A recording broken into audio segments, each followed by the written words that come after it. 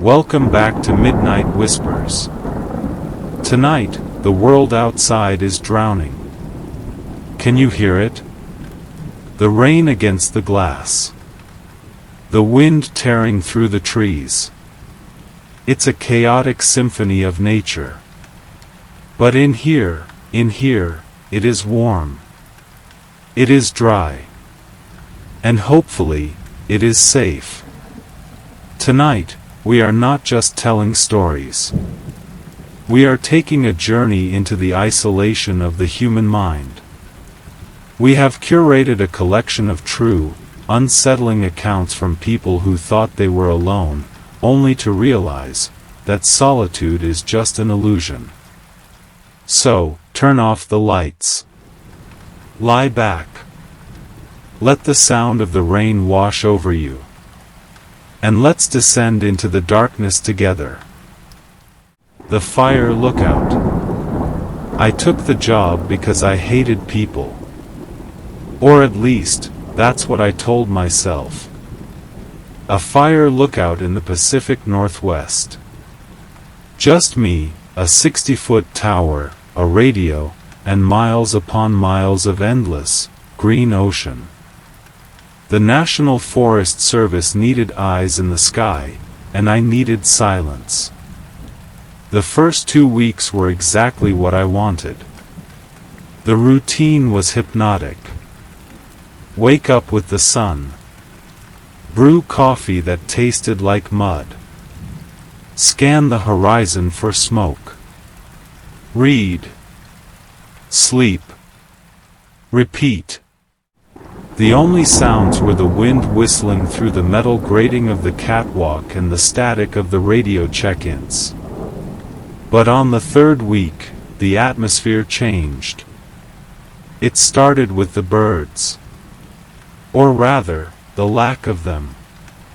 One morning, I woke up and realized the forest was dead silent. No chirping. No rustling. Just a heavy, oppressive stillness that pressed against my eardrums. Even the wind seemed to hold its breath. That night, the fog rolled in. It wasn't normal mist. It was thick, unnatural, and moved with a purpose. It swallowed the base of my tower, then the trees, rising like a tide until my glass box was floating in a sea of gray. I was reading by lantern light when I heard the first sound. Clang. Metal on metal. It vibrated up through the structure of the tower. I froze. I was 10 miles from the nearest paved road. The gate at the bottom of the fire road was locked. No one could be out here. I waited. Maybe it was a thermal expansion. The metal cooling down in the night air. Clang. Clang. It was rhythmic. And it was coming from the stairs. Someone, or something, was walking up the metal steps. I grabbed my radio, my thumb hovering over the transmit button. But who would I call? By the time rangers got here, whatever was climbing would be inside. I grabbed the heavy flashlight and the flare gun, the only weapon I had. I stood in the center of the room, listening to the footsteps getting closer. They were heavy. Deliberate. Not the quick trot of an animal, but the measured pace of something bipedal. Clang. Clang. They reached the landing just below the trapdoor. The catwalk. I held my breath, my heart hammering so loud I thought it would drown out the noise outside. I saw the shadow pass over the windows. A silhouette against the swirling fog. It was tall. Too tall to be a man. And its arms hung down past its knees. It stopped right in front of the door. The doorknob turned. Slowly. The rusted metal groaned. I had locked it. Thank God, I had locked it. The turning stopped. Then, a soft, wet sound. Like a palm pressing against the glass. I shone my flashlight at the door. There was nothing there. Just the fog swirling outside. But then I looked lower. At the bottom of the glass pane. There was a handprint. It was massive. 6 fingers. And it was steaming, as if the hand that made it was burning hot. I didn't sleep that night. I sat in the corner, flare gun pointed at the door. The footsteps never went back down. I never heard them leave. When the sun finally burned through the fog the next morning, I forced myself to go out onto the catwalk. The handprint was gone. But the metal railing, the thick, steel railing of the catwalk, was bent. Twisted outward, as if something incredibly strong had gripped it in frustration. I radioed it in as storm damage. I didn't tell them about the footsteps. I didn't tell them about the handprint. Because I knew if I said it out loud, it would make it real. And I still had 3 months left in the tower. Now, every time the fog rolls in, I lock the door. And I wait for the sound of metal on metal. The Night Swimmer. I grew up in a small coastal town in Maine. The ocean was our backyard, our playground, and our graveyard. We were taught from a young age to respect the water. Never turn your back on the ocean. And never, ever swim at night. But when you're 17 and drunk on cheap beer and summer freedom, rules feel like suggestions. It was late August. A bonfire party at Hidden Cove. The fire was dying down, and the air was thick with humidity. My friends dared me to swim out to the buoy. It wasn't far, maybe 200 yards. Easy, I said. I stripped down to my shorts and ran into the black water. The shock of the cold was sobering. I dove under, the salt stinging my eyes, and began to stroke towards the blinking red light of the buoy. The water at night is different. It feels heavier, thicker. You can't see your own hands in front of your face. You are suspended in a void. I reached the buoy breathless but triumphant. I grabbed the rusty metal chain and turned back to shore to wave at my friends. I could see the tiny orange glow of the bonfire and their silhouettes. I pushed off the buoy to swim back. That's when something brushed against my leg. It wasn't seaweed. It was firm, muscular, and slimy. I kicked out, panic flaring in my chest. Shark, was my first thought. But sharks don't feel like that. I swam harder, my arms churning the water. I felt it again. This time, it slid along my stomach. It was big. Bigger than me. I broke the surface, gasping for air, trying to scream, but salt water choked me. I looked down into the black abyss beneath me. Phosphorescence. The water was glowing with tiny, agitated plankton. And deep below me, illuminated by the faint green glow, I saw a face. It was huge. Pale white, like the belly of a dead fish. It had no nose, just two slits. And its eyes were vast, black pools that seemed to absorb the little light there was. It was watching me. It wasn't swimming towards me. It was floating directly underneath me, mirroring my movements. I have never swum so fast in my life. I didn't look back. I didn't stop. I felt the water displacement behind me, the surge of something massive rising towards the surface. I hit the shallow water and scrambled up the sand on my hands and knees, coughing and retching. "Did you see it?" my friend Mike asked, laughing. "You looked like you were racing a motorboat." I looked back at the water. The surface was calm. The buoy blinked its red warning light in the distance. I cramped up, I lied. I didn't want to sound crazy. I went home, showered for an hour, scrubbing my skin until it was raw. I tried to forget the face. 2 days later, a tourist went missing. He had gone for a night swim near Hidden Cove. They found his body a week later, washed up on the rocks miles away. The coroner's report said drowning. But my uncle, who works with the Coast Guard, told me something else. Something that wasn't in the papers. He said the body was drained of blood. And on his torso, there were circular suction marks. Not small ones, like an octopus. Massive ones.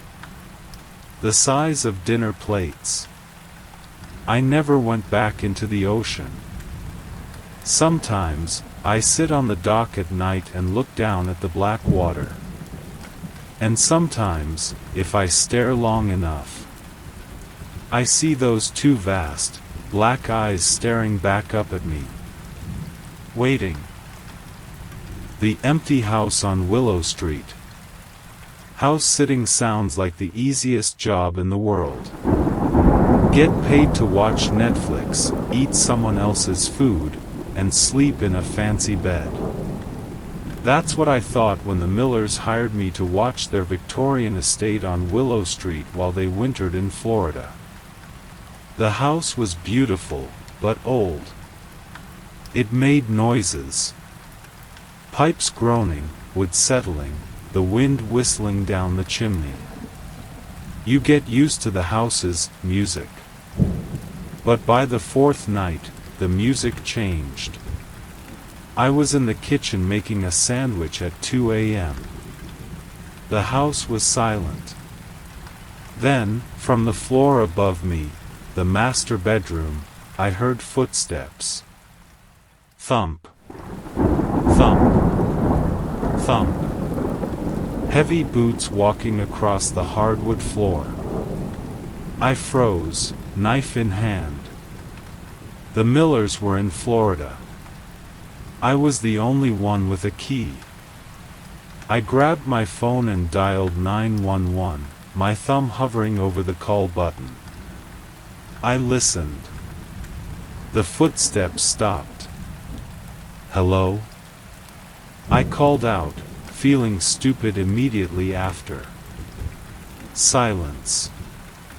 Then, a sound that made my skin crawl. A giggle. A child's giggle. Coming from the living room. Right behind me. I spun around. The living room was empty. The shadows cast by the streetlights outside stretched across the furniture like long fingers. I ran to the front door, unlocked it, and stepped out onto the porch. I needed fresh air. I needed to clear my head. I convinced myself it was the plumbing, or a raccoon in the vents. I stayed on the porch for 20 minutes, working up the courage to go back in. I finally turned around and walked back into the hallway. That's when I saw it. On the staircase leading to the second floor. All the family photos that hung on the wall were crooked. I knew they weren't crooked before. I had walked past them 100 times. I walked closer. They weren't just crooked. They were turned around. Every single picture frame was facing the wall. A cold breeze brushed past my neck. It smelled like sulfur and old perfume. I heard the giggle again. This time, it was coming from the top of the stairs. I looked up. Standing on the landing, in the darkness, was a child. Or something shaped like a child. It was wearing an old-fashioned nightgown. But its head was wrong. It was too large. And it was twitching. Snapping back and forth like a bird. "Play with me," a voice rasped. It didn't sound like a child. It sounded like an old man mimicking a child. I didn't ask questions. I didn't grab my stuff. I ran. I ran out the door, into my car, and sped away. I called the Millers the next morning. I told them there was a break-in, that I didn't feel safe. They were understanding, surprisingly so. "Oh, dear," Mrs. Miller said on the phone, her voice calm. "Did you hear the footsteps? Or did you see Timothy?" I couldn't speak. "Don't worry," she continued. "He gets lonely when we're gone. He just wants attention. He's harmless, mostly. Just don't look him in the eyes." They knew. They knew there was something in that house, and they hired me as bait. As a plaything to keep their ghost entertained. I never collected my payment. And I never went back to Willow Street. But sometimes, when I'm alone in my own apartment, I hear a thump upstairs. And I pray to God it's just the neighbors. Are you still with me? The storm outside hasn't let up. If anything, it's gotten stronger. The darkness is heavy now. If you're still awake, let's go deeper.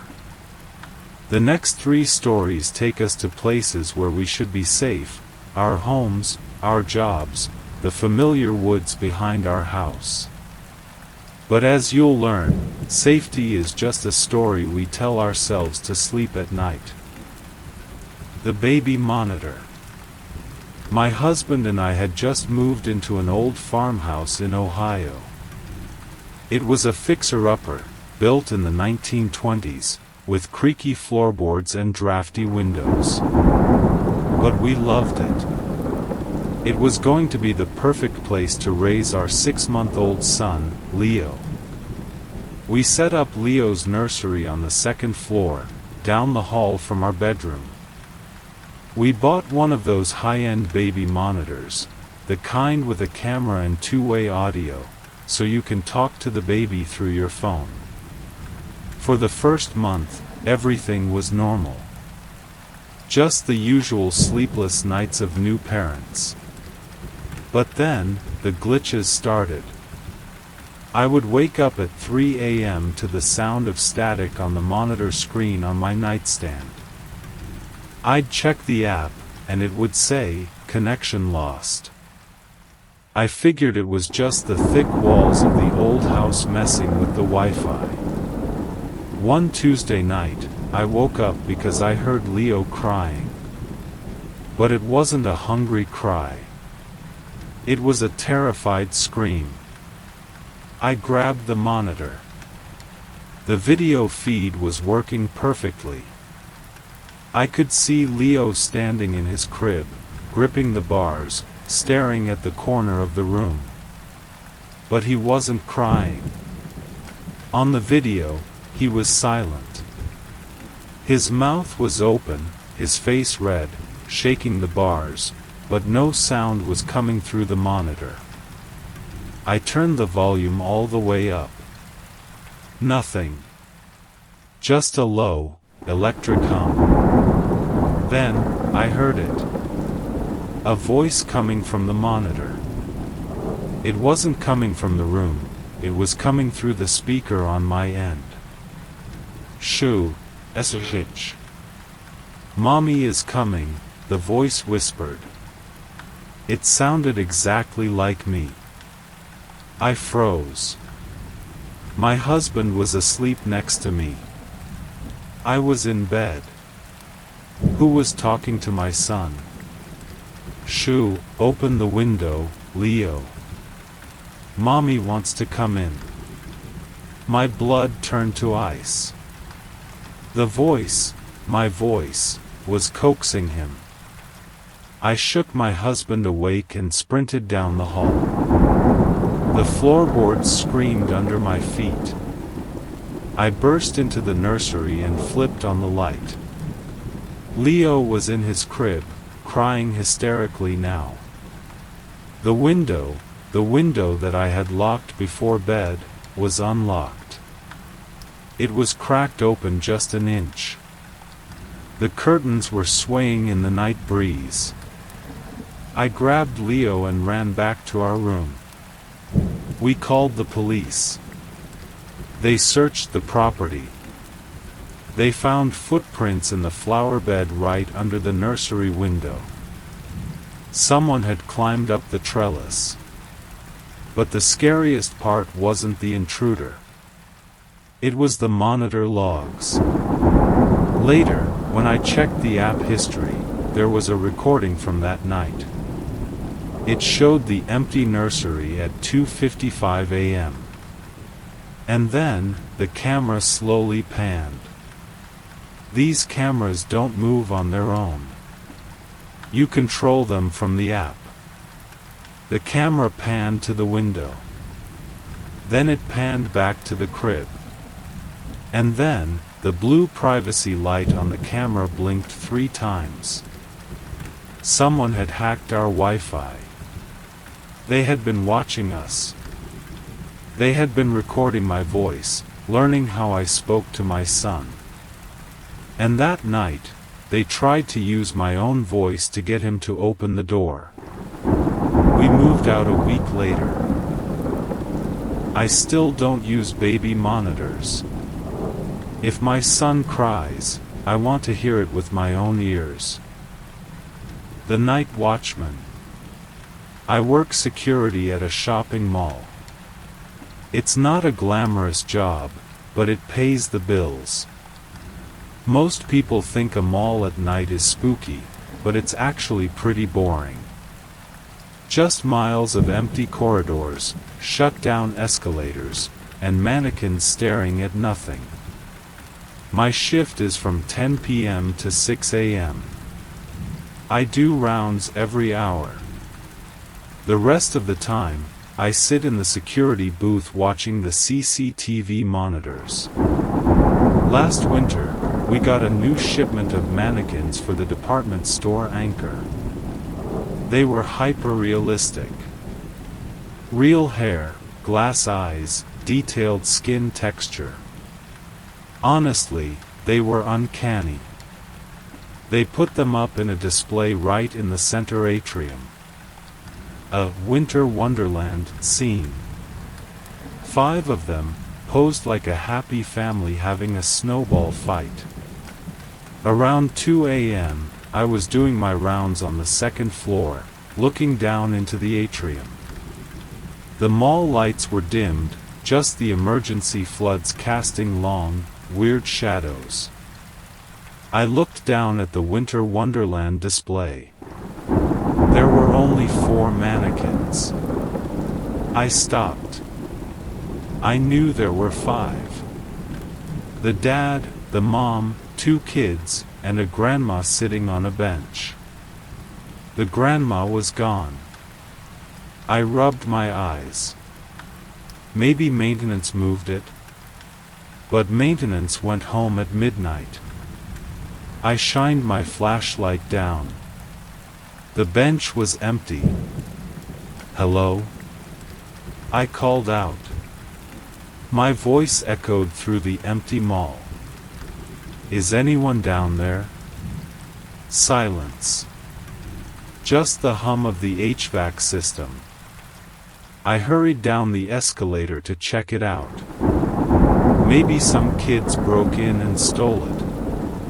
When I got to the atrium, I checked the display. No sign of a break-in. The fake snow wasn't disturbed. The mannequin was just gone. I radioed base, even though I was the only one there. "Dispatch, we have a missing asset in the atrium." I decided to check the cameras. I went back to the security booth and rewound the footage from the atrium camera. I watched the tape from 1 a.m. The 5 mannequins were there. I fast-forwarded. 1:30 a.m. Still there. 1:45 a.m. Still there. Then, at 1:52 a.m., the camera glitched. The screen went static for 3 seconds. When the picture came back, the grandma was gone. But she didn't vanish.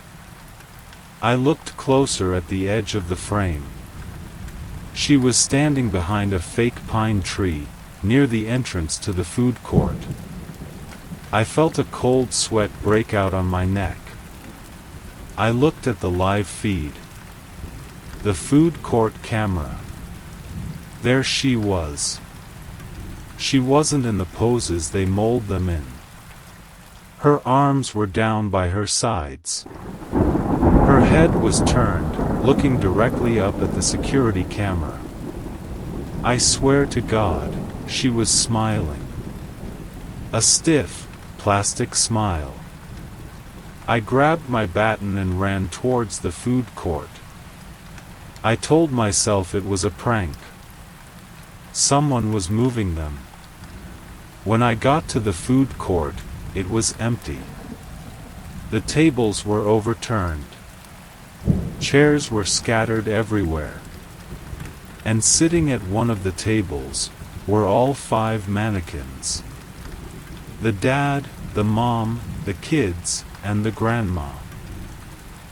They were seated around a table, their plastic hands resting on the surface, their heads all turned towards the entrance. Towards me. They had moved. All of them. I didn't go closer. I turned around and walked back to the office. I locked the door. I watched the cameras until the sun came up. They never moved again on camera. But when the morning shift manager came in, he asked me why I had moved the display to the food court. I quit that morning. I don't go to malls anymore. And I certainly don't look at mannequins. Because I know, when you aren't looking, they are looking at you. The rules of the forest. My grandfather was a park ranger in the Appalachian Mountains for 40 years. He was a hard man, not prone to superstition. But he had rules. Rules that weren't in the handbook. Rule 1, never whistle in the woods at night. Rule 2, if you hear your name called, do not answer. Rule 3, if you see a staircase in the middle of the forest, do not climb it. Do not even look at it. Walk away. I thought they were just stories to scare me. Until I went camping with him when I was 12. We were deep in the backcountry, miles from the nearest trail. We had a fire going, and the night was pitch black. The canopy of trees blocked out the stars. We were roasting marshmallows when we heard it. A whistle. It was melodic, beautiful even. A simple three-note tune. Low, high, low. My grandfather froze. The color drained from his face. He slowly put a finger to his lips, signaling me to be quiet. The whistle came again. Closer this time. Low, high, low. My grandfather reached over and extinguished the lantern. We were plunged into darkness, the only light coming from the dying fire. "Don't move," he whispered. "Don't make a sound." "Why?" I whispered back, terrified. "It's looking for a partner," he said. We sat there in the dark for what felt like hours. Then, from the brush to our left, we heard footsteps. Heavy, crunching footsteps. Breaking branches. Whatever it was big. It walked right past our campsite. I could smell it. It smelled like rotting meat and wet copper. It stopped just outside the ring of our firelight. I could hear it breathing. A wet, rattling breath. Then, it spoke. "Grandpa." It was my voice. It was my exact voice. "Grandpa, I'm scared." "Where are you?" My grandfather grabbed my shoulder, his grip like iron. He stared into the fire, not looking at the darkness. "Grandpa, please." I hurt my leg. I wanted to scream. That was me. That was my voice calling for help, while I was sitting right there. The thing in the dark mimicked a sob. A perfect, heartbreaking sob of a terrified child. My grandfather didn't flinch. He just started reciting a prayer under his breath. The thing let out a noise then. It wasn't a voice. It was a shriek. A sound like a mountain lion mixed with a laughing hyena. It was angry. It knew we weren't falling for it. The footsteps stomped away, crashing through the trees, moving with impossible speed. The whistling started again, fading into the distance. Low, high, low. When it was finally gone, my grandfather looked at me. His eyes were wet. "That," he said, "is why we don't whistle. You invite them in. And once they know your voice, they never forget it." I'm 30 years old now. I live in the city, far away from the trees.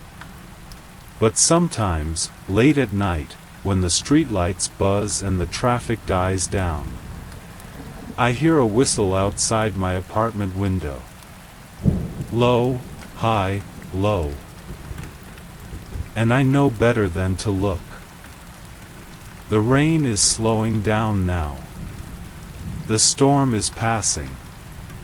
But the stories, they remain. Thank you for joining me in the darkness tonight. If these whispers kept you awake, or if they helped you drift into the void, let me know. Remember, the world is full of things we don't understand. Shadows that move when you aren't looking. Voices that mimic the ones you love. So, lock your doors. Check the back seat. And whatever you do, don't look out the window. Good night.